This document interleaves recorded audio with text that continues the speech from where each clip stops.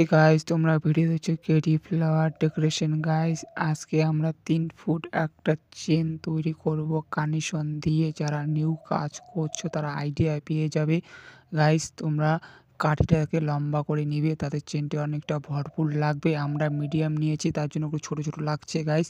যারা নিউ কাজ করছো তারা একটু লম্বা করে নিবে।